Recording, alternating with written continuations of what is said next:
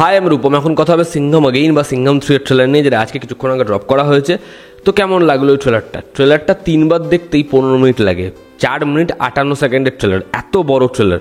এবং ট্রেলারটা কেন বড় আমরা প্রত্যেকেই জানি। সূর্যবংশীর ট্রেলারও বড় ছিল, তবে সেখানে 2টো কেমিউ ছিল। এখানে তো কেমিউ শুরু হলে আর শেষ হচ্ছে না। রোহিত শেট্টির মাল্টিভার্স, এটা কিন্তু কপ ইউনিভার্স না, এটা কি মাল্টিভার্স। আমরা আগের দিনই এটা নিয়ে কথা বলেছি। এবার কেমন লাগলো ওই ট্রেলারটা? অনেস্টলি স্পিকিং, আমি না ওরকমভাবে বলতে পারবো না যে গায়ের লোম খাড়া হয়ে গেছে, কি দেখলাম এটা, কি এন্ট্রি, একে বলে মাস ফিল্ম, এসব বলতে পারবো না। তবে এটা ঠিক আমি যা এক্সপেকটেশন রেখেছিলাম সেটা একদমই লো ছিল, যে একদম বিচ্ছিন্ন একটা কিছু হবে।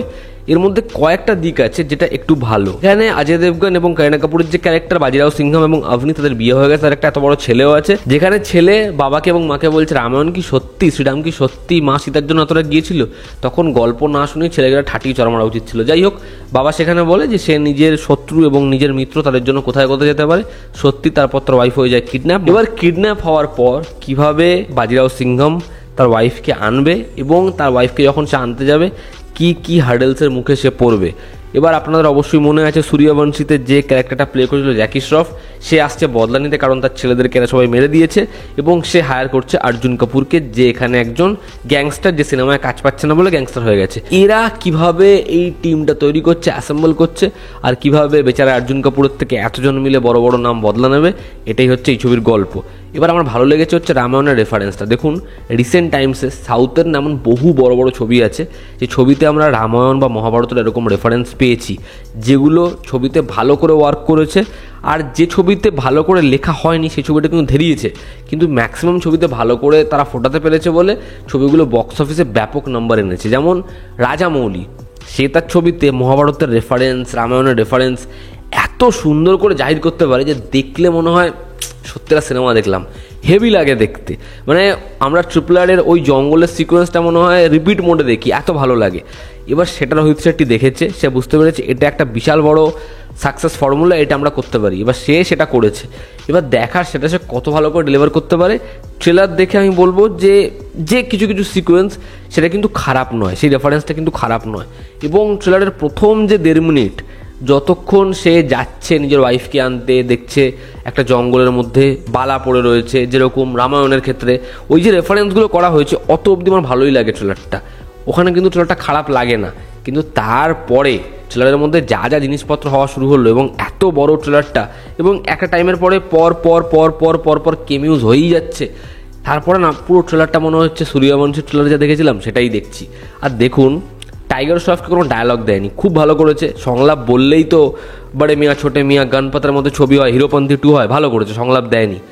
কি ড্রেস পরিয়েছে এটা বলুন তো? গেঞ্জি, বুকে পুলিশ লেখা, ওরকম ধরনের গাড়ি নিয়ে হুইলি করতে করতে গুলি মারছে। একটু সেন্সেবল তো বানাও, যেরকম ভাবে সূর্যবংশী, সিংঘম এদেরকে বানিয়েছিল, অ্যাটলিস্ট এরা ইউনিফর্ম পরে ফাইট করতো।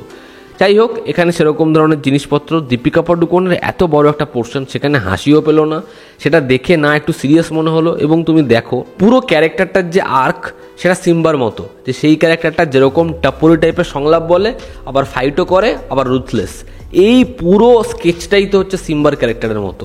তাহলে এই চরিত্রটা আলাদা হবে কি করে? এই যে একটা ইউনিভার্সে প্রত্যেকটা ক্যারেক্টারের স্টাইলাইজেশন, ইডিওলজি, তাদের নেচার একটা একটার থেকে আলাদা, এটা কোথায় হবে? এটা এস্টাবলিশ কিভাবে হবে? পর রণবীর সিং এর কিছু কিছু জায়গা, সে যেহেতু খুব ভালো একজন পারফর্মার, সে নামই দিতে পারে, সে ডেলিভার করে দেয়। ওই শেষে অক্ষয় কুমারের জায়গাটা, যে ফ্লাইট পেয়াও, ওই যে জায়গাটা, সেটাতে একটু মজা লাগে।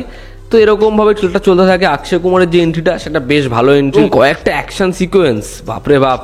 অজয় দেবগন ছুটে যাচ্ছে, কারিনা কাপুরকে বাঁচাচ্ছে, মিসাইল সাইড হয়ে যাচ্ছে, বলছে ঠিক আছে আপ লোক রোম্যান্স করো, মে সাইড লে লেতা হুঁ। মানে এই যে জিনিসপত্রগুলো দেখায় হেলিকপ্টারের ওপর থেকে, ওরকম ধরনের গাড়ি, যে গাড়িটা দেখে কম মনে হচ্ছে এটা পুলিশের গাড়ি, দেখে বেশি মনে হচ্ছে এটা কোনো ছাপড়ির গাড়ি। গাড়ি ওপর থেকে যাচ্ছে, গাড়ির মধ্যে ওরকম স্কেচ ফেচ করা, ওগুলো একদম ভালো লাগছে না। আর সব থেকে বড় কথা হচ্ছে সূর্যবংশীতে জ্যাকি শ্রফকে দেখে কি মনে হচ্ছিল, যে জ্যাকি শ্রফ হচ্ছে মেন ভিলেন, বা সেই ক্যারেক্টারটা এত সহজে দমবে না।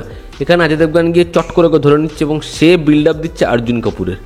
অর্জুন কাপুরকে এত বড় ভিলেনের ক্যারেক্টার মানায়।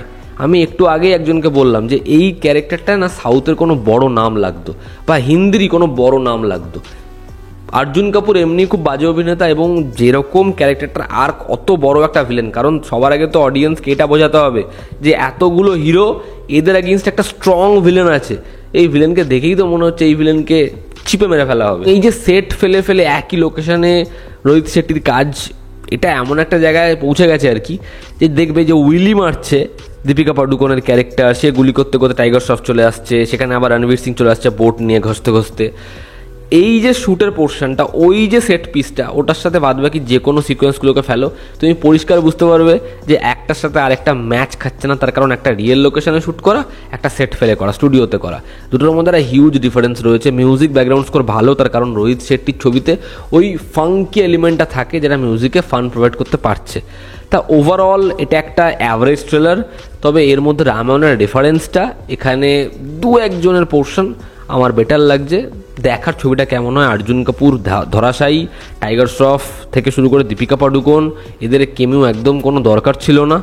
দেখার ছবিটা বক্স অফিসে কী করতে পারে। অনেক অনেক বড় ট্রেলার, আমার মানে খুব বেশি আশা নেই এই ছবিটা নিয়ে, আমি গতকালকেই বলেছি।